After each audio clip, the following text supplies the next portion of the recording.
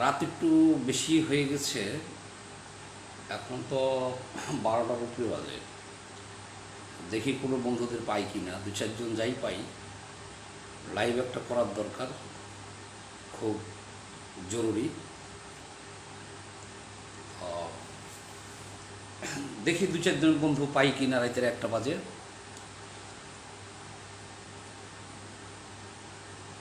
হ্যাঁ, এই তো আমার মতো আছে কিছু বন্ধু এখনও জেগে আছে।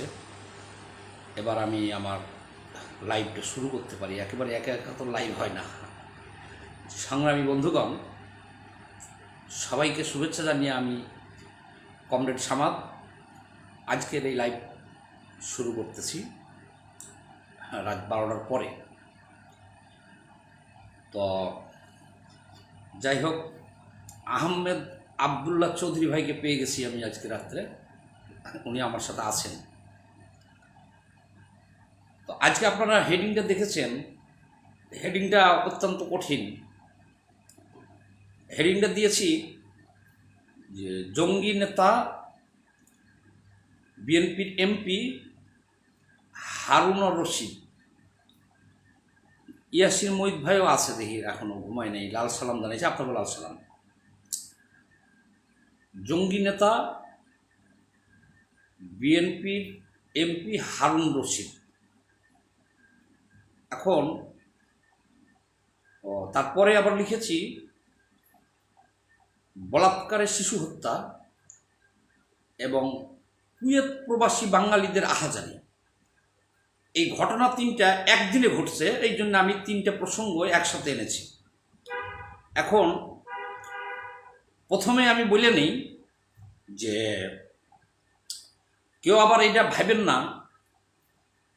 যে বিএনপি এখন অপোজিশনে আছে, তারা দুর্বল, এই কারণে বিএনপির এমপিকে আমি জঙ্গি নেতা বলছি বা তাদেরকে বলার দুঃসাহস দেখাইতেছি। এই কথাটা যারা ভাববেন তারা ভুল করবেন। বিএনপির এমপি না, প্রধানমন্ত্রী শেখ হাসিনা যদি ভুল করে তার সমালোচনা করতে জানেন আমরা দ্বিধা করি না। 2 দিন আগেও দেখেছেন যে প্রধানমন্ত্রীকে নিয়ে আমরা অনেক কথাই বলে আসছি প্রেস ক্লাবের সামনে। অর্থাৎ সে শেখ হাসিনাই হোক আর খালেদা জিয়াই হোক আর এমপি হারুনই হোক, যাদের আচরণটা যারা আমাদের দৃষ্টিতে যারা ভুল করবে, অর্থাৎ যাদের কার্যক্রম জনস্বার্থের বিরোধী হবে, আমরা তাদের বিপক্ষে বলবো। যে বিএনপির এমপি সাহেব উনি তো একটা সংসদ সদস্য, উনি আবার একেবারে দুর্বল না। আচ্ছা, আর নাম্বার 2, দেখেন ওনাকে আমি জঙ্গি নেতা বলেছি, উনি কিন্তু এখন মামলাও করতে পারবেন না আমার নামে। হয়েছে নি আর এক কারবার। আমি বিএনপির একজন মাননীয় সংসদ সদস্য হারুনুর রশিদের নামের আগে লিখেছি যে জঙ্গি নেতা। এখন অনেকেই মনে করতে পারেন আমার কমরেডসরা যে উনি যদি আবার একটা মামলা দিয়ে দেয় আপনারে, মামলা তো আছে কয়েকটা, কিন্তু এইখানে আমি প্লাস, উনি মামলা দিতে পারবে না। কেন পারবে না? কয়েকদিন আগে আমরা জঙ্গি অর্থটা পুরাপুরি আমরা জানতে পেরেছি।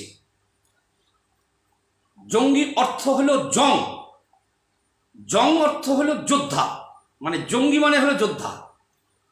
এই ব্যাকরণটা কয়েকদিন আগে এই হারুন সাহেবদের প্যাটার্নেরই লোক এনায়েতুল্লাহ আব্বাসী সাহেব, উনি টকশোতে আমাদেরকে বুঝিয়েছে যে জঙ্গি মানে খারাপ কিছু না। এই জন্য এখন ওনাদের নামের আগে আমরা জঙ্গি বলতে সাহস পাইতেছি। এবং আমি লিখেছি যে জঙ্গি নেতা এমপি হারুন, তাইলে আর কিন্তু মামলা করতে পারতেছে না। কারণ এনায়েতুল্লাহ আব্বাসী সাহেব কয়েকদিন আগে যে বলেছেন যে মুক্তিযোদ্ধারাও এক অর্থে জঙ্গি, কিন্তু তার এই কথার বিরুদ্ধে কিন্তু কোনো মামলা হয় নাই।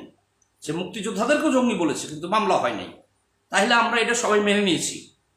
বিধায় এখন আর বলতে অসুবিধা নেই, কাজেই সেই গুড়ে বালি আমার নামে হারুন সাহেব মামলাও দিতে পারবে না। এবার আসি কাজের কথাই।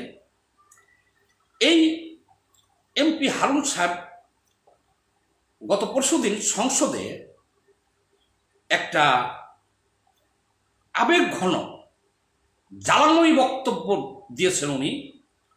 উনি বলছেন 18 কোটি মুসলমানের দেশ, মহানবীকে নিয়ে কটূক্তি করা হয়েছে, সংসদে আলোচনা প্রস্তাব আনতে হবে, এখন ভারতের রাষ্ট্রদূতকে ডেকে কড়া তীব্র প্রতিবাদ জানাতে হবে, আমাদের জিহাদ করতে হবে, আমাদের জিহাদ করতে হবে, মুসলমান হিসেবে বেঁচে থেকে আর ওনার লাভ নাই। আমার প্রশ্নটা হলো এখানেই, প্রশ্ন হইল যে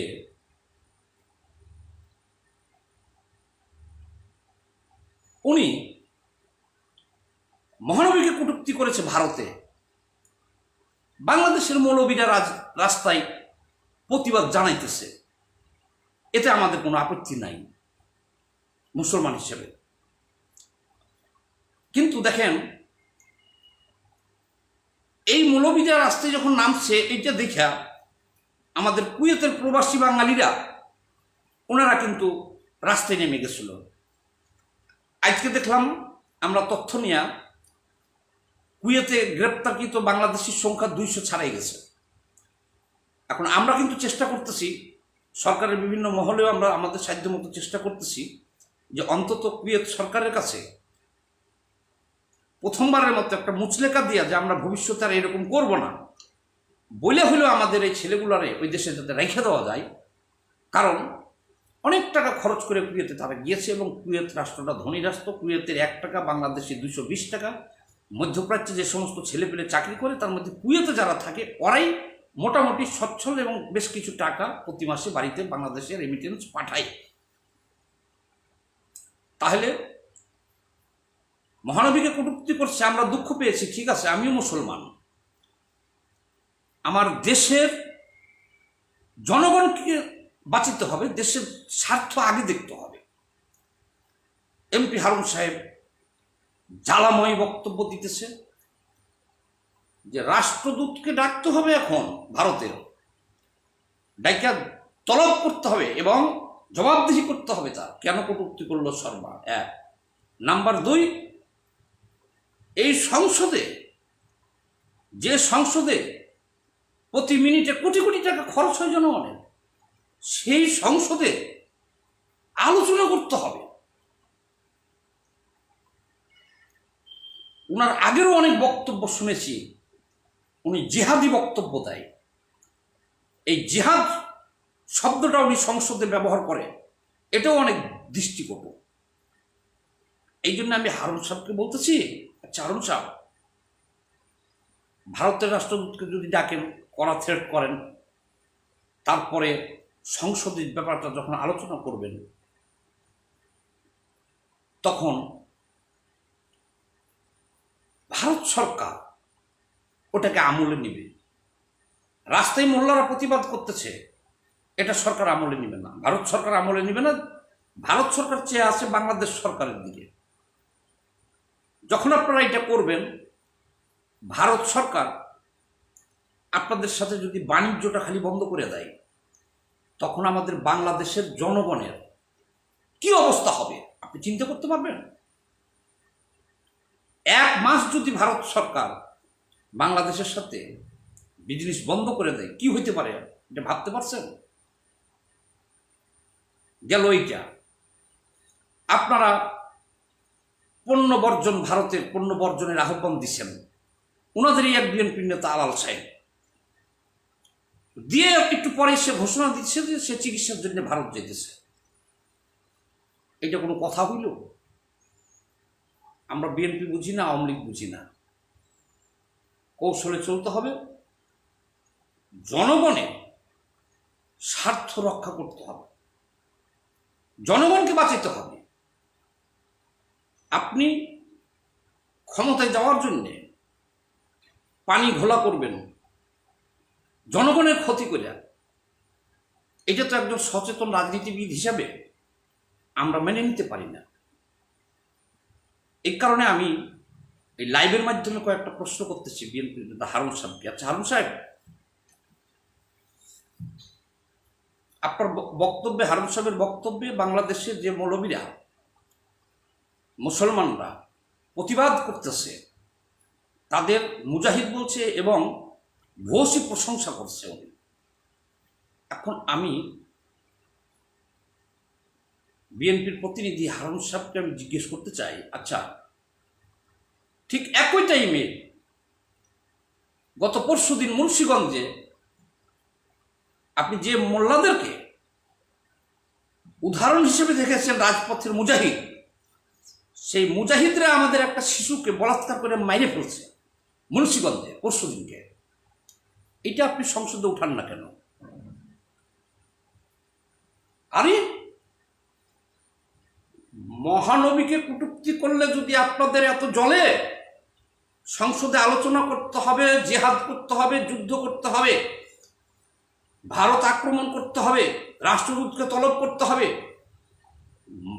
সেই মহানবী সাল্লাল্লাহু আলাইহি সাল্লামের মাদ্রাসা, এটা আমাদের তীর্থস্থান, মহাপবিত্র স্থানে একটা শিশুকে উপর করে শুয়ে বলাৎকার করে হত্যা করছে, এটার প্রতিবাদ করেন না কেন?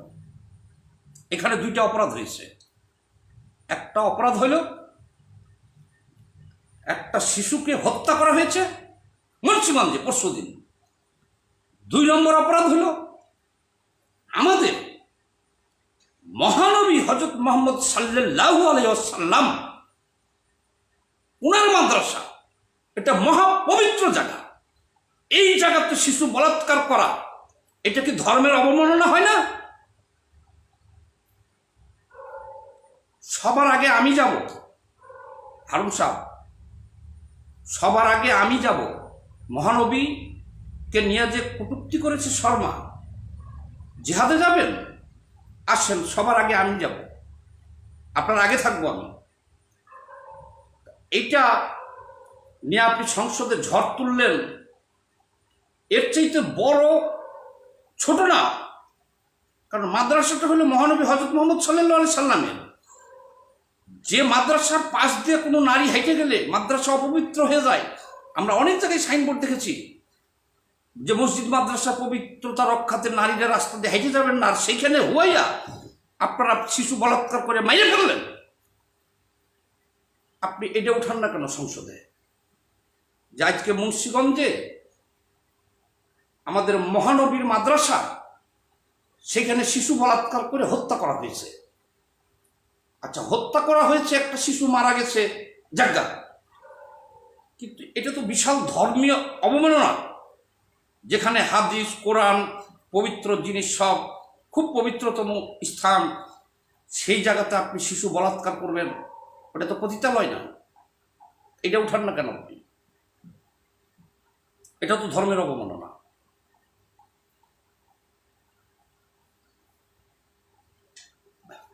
কোরআন অবমাননার অজুহাতে, কোরআন অবমাননার অজুহাতে এই যে কুড়িগ্রাম, রংপুর, জুয়েল নামের যে ছেলেটাকে আগুনে পুড়িয়ে হত্যা করলো, সে তো কোরআন অবমাননা করে নাই, ডাইরেক্ট আগুনে পুড়িয়ে জ্যান্ত মানুষকে হত্যা করলো। কই হারুন সাহেব, আপনি সংসদে উত্থাপন করলেন না কেন? আপনি তো এদেশের একজন জনপ্রতিনিধি এবং বিএনপির মতো একটা বৃহৎ দলের আপনারা 2-4 জন প্রতিনিধিত্ব করতেছেন। তাইলে আমাদের জনগণের এই যে বৃহৎ বৃহৎ সমস্যা, এখন ঘোলা পানিতে মাছ শিকার করার সুযোগ আর নাই। বিএনপির মতো এত বড় একটা বৃহৎ দল, আমরা চাই যে তারা শক্তিশালী অবস্থানে আসুক, তারা এই ফ্যাসিস্ট সরকারকে, আমরা তো পারতেছি না, রাজপথে আছি, তারা এই ফ্যাসিস্ট সরকারকে নিরপেক্ষ ভোট দিতে বাধ্য করে, তাদের এত জনসমর্থন, তারা ক্ষমতায় আসুক, এটা কিন্তু আমরাও চাই। কিন্তু ওনারা সেই লড়াইয়ের পথে যাইতেছে না, আন্দোলনের পথে যাইতেছে না। ওনারা জনগণকে বলির পাঠা করিয়া দিয়া ওনার ক্ষমতা যেতে যেতেছে।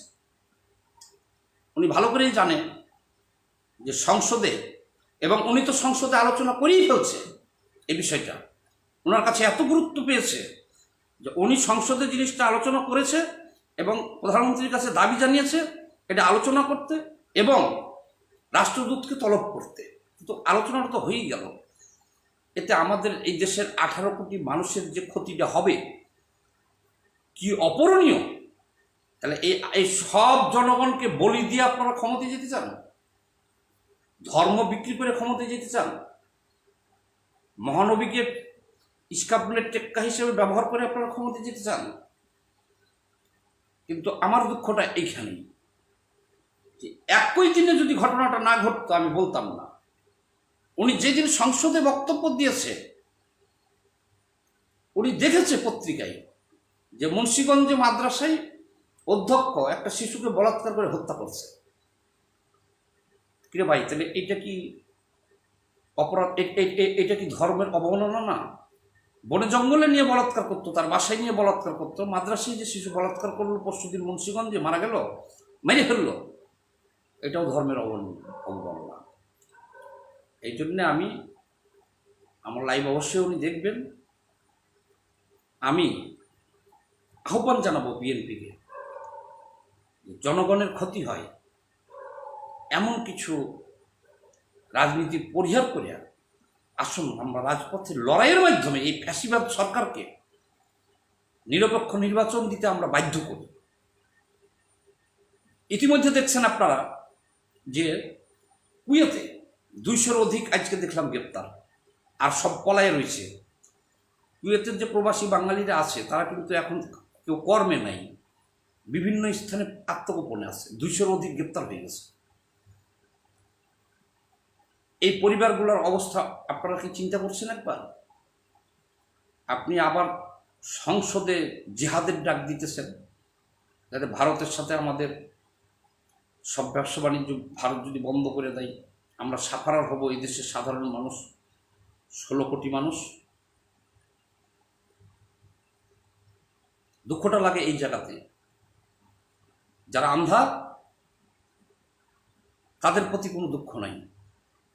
আন্ধাদেরকে ব্যবহার করে, ধর্ম ব্যবহার করে যারা রাষ্ট্র ক্ষমতায় যেতে চায় আর যারা রাষ্ট্র ক্ষমতা ধরে রাখতে চায়, এদেরকে এদেশের জনগণ যেদিন প্রত্যাখ্যান করতে শিখব যে ধর্ম ধর্মের জায়গায় থাক, রাজনীতির জায়গায় থাক। দেখছেন এই এমপি হারুন সাহেব কিন্তু রাজনীতির ভিতর পলিটিক্স ঢুকাই দিছে, সংসদে নিয়ে চলে গেছে আলোচনায়। আর এমনি দেশে যে প্রতিবাদ হইতেছে, এই ধাক্কায় এর রিয়াক্টটা কি হয় এটাই তো সহ্য করতে পারবেন না। ঠিক আছে, আপনি মুসলমান হিসেবে, আমি মুসলমান হিসেবে আমরা প্রতিবাদ করছি, আমরা নিন্দা জানাইছি, আমি শর্মাকেও আমরা তীব্র নিন্দা জানাইছি। কিন্তু আমাদের দেশের মোল্লারা কত বড় বেয়াদব, কত বড় ধরনের বেয়াদব হলে আমি আজকে দেখছি 4 থেকে 5 জন চুতিয়া মৌলবী শর্মারে বিয়ের প্রস্তাব দিছে যে আমি তারা বিয়ে করব।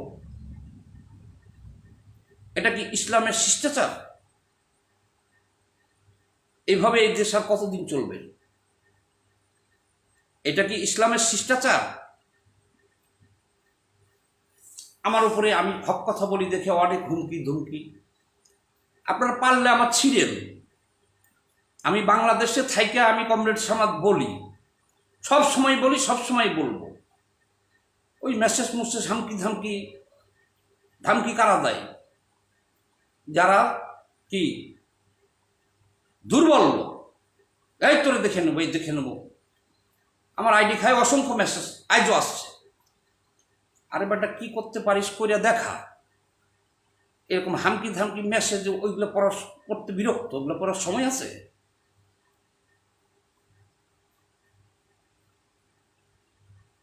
ধর্ম ব্যবসা, ধর্মটাকে, বাংলাদেশের ধর্মটাকে প্রতিনিয়ত ধর্ষণ করা হইতেছে।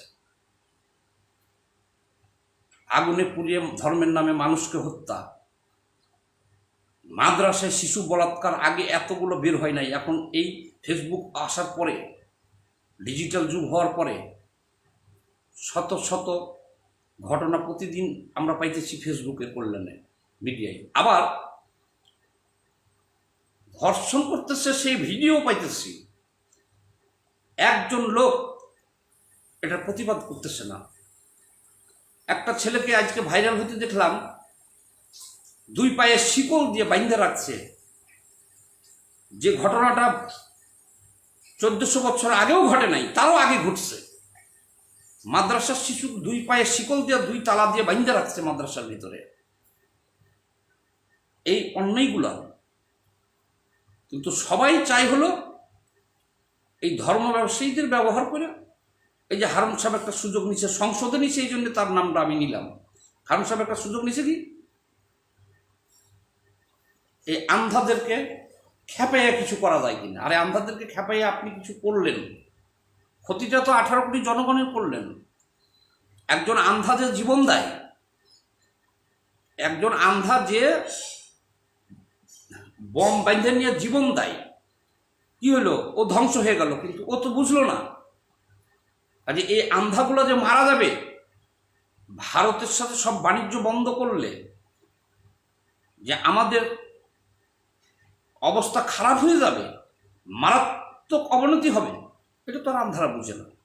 কিন্তু আপনারা যারা রাজনীতিবিদ বুঝেন, তারা দয়া করে ধর্মকে রাজনৈতিক উদ্দেশ্যে ব্যবহার করবেন না। আমি হারুন সাহেবকে বলেছি, তারা বিরোধী দল বা দুর্বল এই জন্য না। আমরা প্রধানমন্ত্রীর সমালোচনা করি, মন্ত্রীর পদত্যাগ চাই, যার অন্যায় দেখি তারই বলি। আপনার এই অপরাধ অনেক গুরুতর। আপনি সংসদের মতন জায়গায় জিহাদ শব্দটা ব্যবহার করেছেন।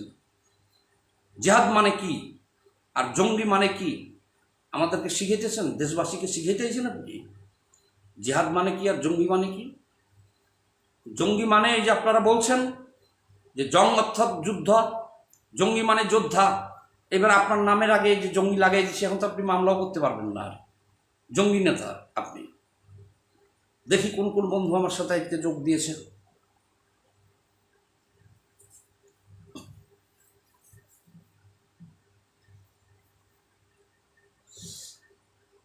এম.এ. জলিল ভাই সাথে থাকার জন্য আপনাকে ধন্যবাদ। মিনাল ঢালি লিখেছেন কি, এক বাম গবেষক 100 জনের উপর জরিপ করে সব স্কুল কলেজে ধর্ষক পেয়েছে, কিন্তু মাদ্রাসায় পাই নাই। এটা আবার কোন বাম নেতারে ভাই? এটা তো আমি পাই নাই এখন, আপনি তো দিয়েন তো আমারে ইয়াতে মেসেঞ্জারে। আরও এক ভাই আছে আমাদের প্রিয় ছোট ভাই হৃদয় খান, লিখেছেন মাদ্রাসাগুলি সিলগালা করে দেওয়া দরকার। ভাই এটা সাথে আমি পুরোপুরি একমত না। এটাকে সরকারের নিয়ন্ত্রণে নেওয়া উচিত, স্কুলের মতো সরকারের নিয়ন্ত্রণে নেওয়া উচিত বলে আমি মনে করি। তারপরে সাজ্জাদ মজুমদার ভাই আছেন আমাদের সাথে। আরে বাবা, আর একজন আছে আমাদের গবেষক, আন্তর্জাতিক গবেষক আমানউদ্দিন ভাই। এই মাদ্রাসাগুলোকে বন্ধ করার জন্য ঘেরাও করুন, এখন ওই সময়। ভাই এইটা পক্ষপাতী আমরাও নাই। হ্যাঁ, তবে মাদ্রাসায় যে ধরনের কার্যকলাপ হইতেছে, এরকম দাবি উঠতেই পারে, আচ্ছা, চিলম্যান যোগ দিয়েছেন ভাই, আপনাকে স্বাগতম। ফয়সাল আহসান ভাই জয়, আপনাকে স্বাগতম। আরও একটা লিঙ্ক দিয়েছে দেখলাম, বিপ্লব কুমার দা, আবদুল্লাহ আল মামুন, শফিকুল ইসলাম, সুমন নাথ দাস, কাজল, এম.টি. আহসান, আমাদের রসেল ভাইও আছে, রাসু ভাই আমাদের খুব প্রিয় ছোট ভাই। আপনাদের সবাইকে স্বাগতম। এত রাত্রে পাইলাম, এত লোক আমি তো চিন্তাও করি নাই। আর অনেক লোকই আমাকে দেখছেন এখন।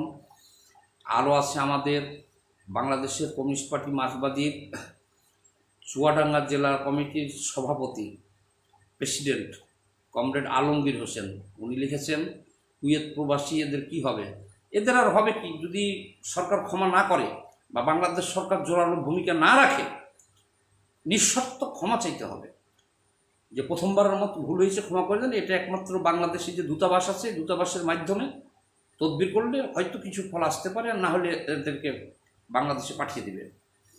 এমডি মানিকুল্লাহ ভাইয়া আমাদের সাথে আছেন, সব ভেজাল ভাইও আছেন, আরও আমাদের সাথে আজকে আছেন আমাদের পার্টির কেন্দ্রীয় কমিটির প্রচার সম্পাদক কমরেড তারেক ইসলাম বিডি।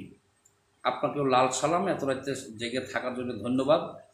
সঞ্জয় কুমার লিখেছেন জয় মুমিন, মুসলিম জয়। হ্যাঁ, আপনার সাথে একমত ভাই, আমি মুসলমানদের জয় হোক, কারণ আমরা নিজেও মুসলমান। সঞ্জয় কুমার ভাই, আপনাকে স্বাগতম। কমরেড আরও আছে কি বিশাল রহমানও আছে, তো নিচে চলে গেল অনেকেই। কমরেড মাহমুদুল্লাহ আছে, আমি কাউকেই অ্যাড দিব না। বিশাল রহমান আছেন, কমরেড মোহাম্মদুল্লাহ আছেন, আহমেদ আবদুল্লাহ ভাই আছেন, ইয়াসির মুহিত ভাই তো আছেন। ভাই আপনারা সবাই ভালো থাকবেন। লাইভটা অনেক দীর্ঘ হয়ে গেছে, বুজমানকে নিয়ে ইশারায় কাফি, সময় পাইনি, একটু হালকা লাইভ করলাম, কোনো প্রিপারেশন নাই। যারা বুঝার তারা এতেই বুঝবে। সবাই ভালো থাকবেন, ধন্যবাদ।